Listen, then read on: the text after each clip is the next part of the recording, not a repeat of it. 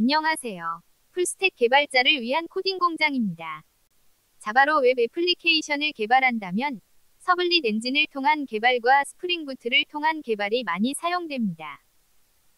톰캣 같은 서블릿 엔진을 통한 개발은 다시 자바 2와 자카르타 2가 있습니다. 현재 자바 2는 오픈소스인 자카르타 2로 이관된 상태이지만 패키지 이름이 상이해서 약간의 마이그레이션 작업이 필요합니다. 그러다 보니 이관을 안 하고 아직도 자바 2로도 많이 사용되고 있습니다. 여전히 자바 2에 대한 니즈가 많으므로 자바 2에 대해 먼저 알아보고 추후 자카르타 2로 마이그레이션 하겠습니다. 그리고 스프링 부트를 통한 개발도 다루겠습니다. 자바 2의 패키지들은 자바X로 시작하고 자카르타 2의 패키지들은 자카르타로 시작하므로 여기서는 이들을 간단히 자바X와 자카르타로 부르겠습니다. 자바X 혹은 자카르타는 물론 JDK가 설치되어 있어야 합니다. JDK는 자바 SE 혹은 오픈JDK를 설치하면 되는데 2019년 1월부터 자바 SE에 대해서는 유료 구독형 비용을 지불해야 기술 지원을 받을 수 있게 라이선스가 변경되었으므로 오픈JDK의 설치를 권장합니다. 오픈JDK의 설치는 이전 영상에서 자세히 다루었습니다. 자바X와 자카르타 그리고 스프링 부트 등은 자바를 기반으로 개발하므로 프로젝트 매니저가 필요합니다. 자바는 컴파일된 파일로 실행하는 언어라서 소스 기반으로 개발하고 실행해야 하기 때문입니다. 이에 IDE 툴마다 해당 툴의 종속적인 프로젝트 매니저를 제공하기도 하나 저는 IDE 툴의 비종속적인 프로젝트 매니저를 더 선호합니다. IDE 툴의 비종속적인 프로젝트 매니저 중에 하나인 그래드를 설치하겠습니다.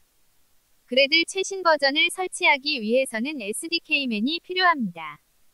SDK맨의 설치는 간단히 컬로 다운로드받아 바로 실행하면 됩니다.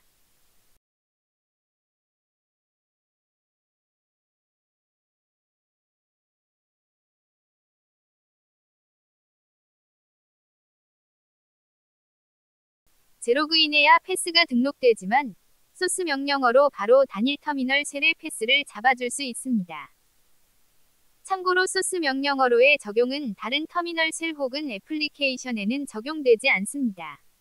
SDK맨으로 그래드를 설치하겠습니다.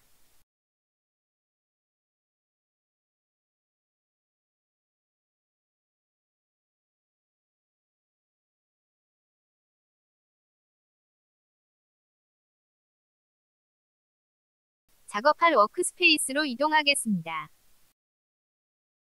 프로젝트 이름으로 할 디렉토리를 생성하겠습니다. 여기서는 자바X 스파로 하겠습니다.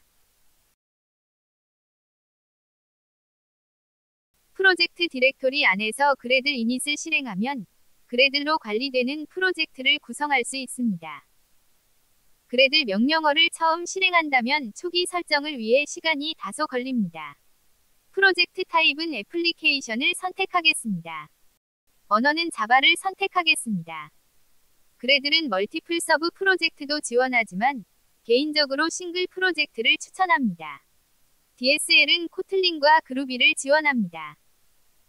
그래들의 DSL은 원래 그루비였는데 그래들 5.0부터 코틀린도 지원하기 시작했고 최근에는 기본 DSL이 그루비에서 코틀린으로 바뀌었습니다. 그러나 아직 그루비도 많이 사용되고 있으므로 이번 시간은 그루비로 그래드를 통한 개발 환경을 구축하고 다음 시간에 그루비에서 코틀린으로의 마이그레이션을 다루겠습니다. 테스트 프레임워크는 JUnit 주피터로 하겠습니다. 프로젝트 이름은 디렉토리 이름 그대로 하겠습니다. 패키지는 com.with ubuntu.spa로 하겠습니다. 자바 기본 버전은 시스템 환경 변수에 설정된 값입니다. 기본값 그대로 17로 하겠습니다. 새로운 API의 사용은 기본값대로 노로 하겠습니다.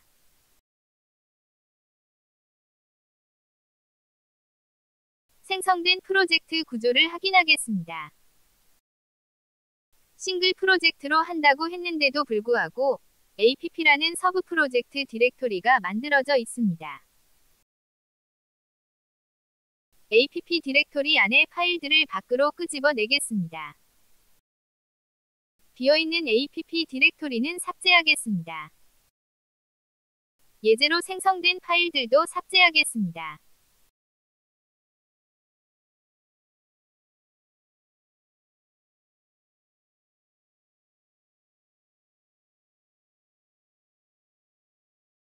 수정된 프로젝트 구조를 다시 확인해 보겠습니다. 마지막으로 세팅 지점 그래들 파일에서 서브 프로젝트 설정도 제거하겠습니다.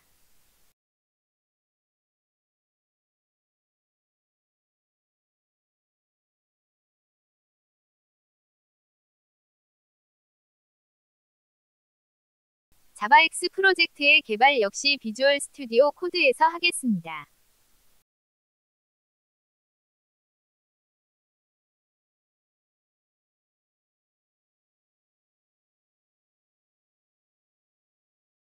비주얼 스튜디오 코드에서 그래들로 관리되는 자바X 프로젝트를 불러오겠습니다.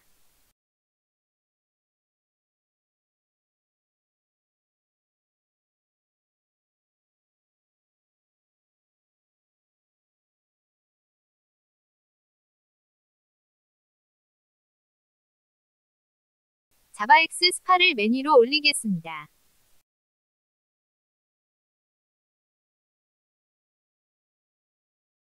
워크스페이스에 설정된 디노 환경 설정 파일을 읽어올 수 없다는 에러가 표시됩니다. 디노 설정을 프로젝트 폴더별이 아닌 워크스페이스별로 설정해야 했기 때문에 발생된 에러입니다.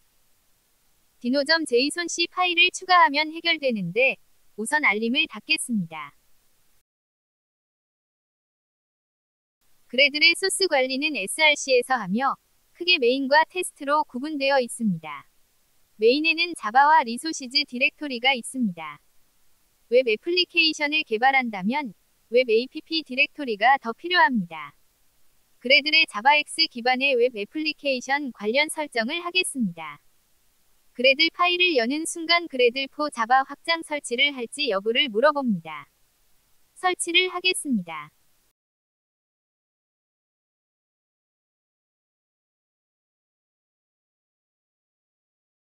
다시 그래들 파일로 돌아가겠습니다.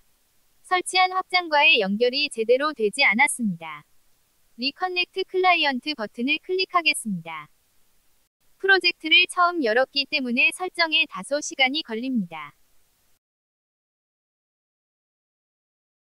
우선 저는 들여쓰기를 빈칸 대신 탭을 사용하는 것을 더 선호하므로 스페이시즈 설정을 탭으로 바꾸겠습니다. 탭 크기는 4칸으로 하겠습니다. 설정에 집중하기 위해 주석은 지워가면서 작성하겠습니다. 들여쓰기는 탭으로 바꿔가며 작성하겠습니다. 플러그인즈의 와르를 설정하겠습니다.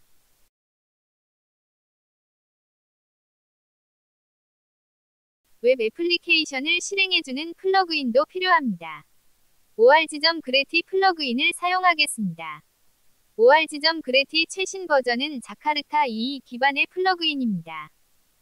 자바 2 기반의 플러그인을 사용하려면 3점 버전대의 플러그인을 사용해야 합니다. 3점대 최신 버전인 3.1.2로 설정하겠습니다. org.greti를 플러그인즈에 등록하는 예시가 코틀린과 그루비로 나눠 설명되어 있습니다.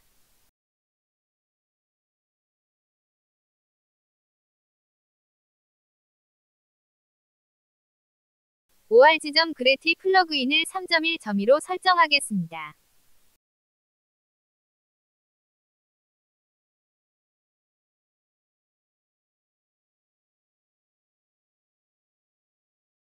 IDE 툴의 비종속적인 프로젝트 매니저의 원조는 메이븐입니다.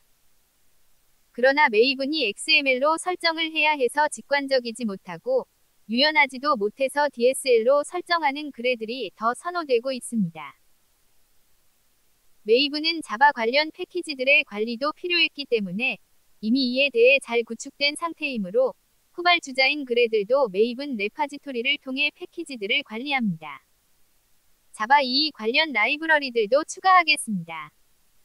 mvn-repository.com에서 원하는 패키지들을 쉽게 검색한 후 구문을 복사해올 수 있습니다. 자바X.서블릿의 최신 버전은 4.0.1입니다. 자바X는 2018년 이후 더 이상 개발이 진행되지 않기 때문에 4.0.1이 마지막 버전입니다. 자바 2의 패키지들은 자바X로 시작하고 자카르타 2의 패키지들은 자카르타로 시작합니다.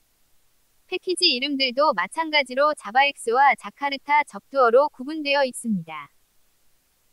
그래들의 DSL은 원래 그루비였기 때문에 DSL을 명시하지 않은 것이 그루비를 사용하는 그래들이고 코틀린을 사용하는 그래들만 코틀린이 괄호 안에 표시되어 있습니다. 요즘은 그룹, 네임, 버전을 축약된 형태로 표시하는 방법이 더 많이 사용됩니다. 작성 예시를 클릭하면 바로 복사됩니다.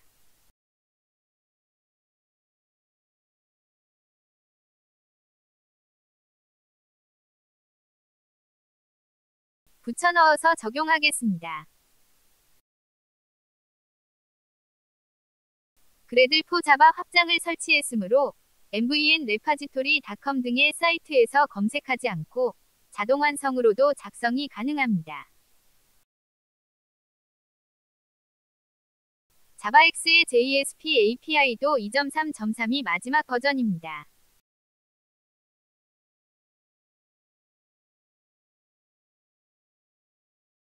많이 사용되는 인기 패키지들도 추가하겠습니다.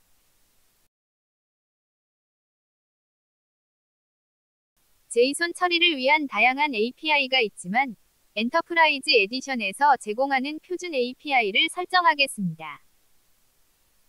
엔터프라이즈 에디션에서 제공하는 제이손 API는 엔터프라이즈 에디션과의 위존성이 없기 때문에 개인적으로 스탠다드 에디션에서 제공하는 것이 더 좋지 않았을까 싶습니다. 현재 자바 2로 개발하는 환경이지만 제이손 API는 엔터프라이즈 에디션과의 위존성이 없으므로 좀 더 최신 버전을 사용하기 위해 자카르타 제이손을 설정하겠습니다.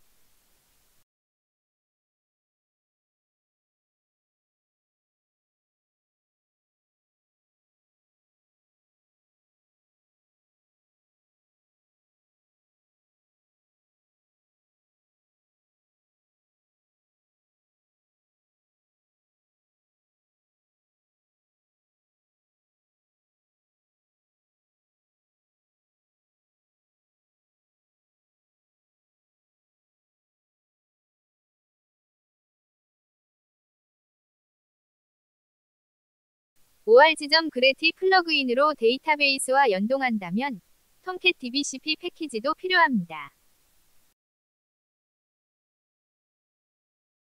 OR 지점 그래티의 톰캣9를 설정할 것이므로 9점대 최신 버전으로 설정하겠습니다. 자바가 하나만 설치되어 있거나 기본 자바 버전을 시스템 변수에 설정해서 사용한다면 그래들에는 자바 버전 설정은 필요 없습니다. 자바 애플리케이션을 위한 태스크도 지우고 그래티 설정을 하겠습니다. 그래티는 서블릿 컨테이너로 제티와 톰캣을 사용할 수 있는데 여기서는 톰캣9로 하겠습니다. 톰캣9까지는 자바 2 기반이고 톰캣10부터는 자카르타 2 기반입니다. 물론 그래티가 4점 버전되어야 톰캣10 설정이 가능합니다. 포트는 8080이 기본입니다. 다른 포트로 바꾸지 않을 것이므로 생략하겠습니다. 컨텍스트 패스는 슬러시 프로젝트 네임이 기본 설정입니다. 루트 컨텍스트 패스로 사용하려면 빈값으로 설정하면 되는데 루트 컨텍스트 패스로 개발하면 소스의 하드코딩이 반영되어서 여러 애플리케이션을 컨텍스트별로 구분해서 서비스하려고 할 때 문제가 되므로 저는 권장하지 않습니다. 컨텍스트 패스의 기본값인 프로젝트 네임은 서브 프로젝트 이름을 칭하는 것이라서 멀티플 서브 프로젝트로 사용한다면 기본값이 app 서브 프로젝트로 설정됩니다. 멀티플 서브 프로젝트는 개발 중인 외부 라이브러리 등과 같이 공유해서 개발하는 용도로 많이 사용되므로 app, lib 등의 서브 프로젝트를 사용하게 되는데 이 중 app가 애플리케이션을 위한 기본 서브 프로젝트 이름입니다. 컨텍스트 패스가 의미 없는 이름으로 사용되는 느낌입니다. 루트 프로젝트 네임으로 수정할 것을 권장합니다. 물론 여기서는 app 디렉토리 자체를 걷어냈기 때문에 루트 프로젝트 네임과 프로젝트 네임이 동일합니다. 데이터베이스와 연동하려면 네이밍 사용을 활성화해야 합니다. 빌드.gradle 파일을 저장하면 변경된 설정을 프로젝트에 반영합니다. 다소 시간이 걸립니다. 이로써 터미널에서 그래들 W로 톰캣 스타트를 실행하면 톰캣을 실행하면서 개발할 수 있습니다. 터미널에서 직접 명령어를 입력해 실행하는 것은 성가시므로 비주얼 스튜디오 코드의 태스크로 등록해서 사용하면 편리합니다. 시간 관계상 톰캣 실행 관련 테스트를 설정하고 간단한 JSP 파일을 만들어 확인하는 것은 다음 시간에 하겠습니다. 시청해주셔서 감사합니다.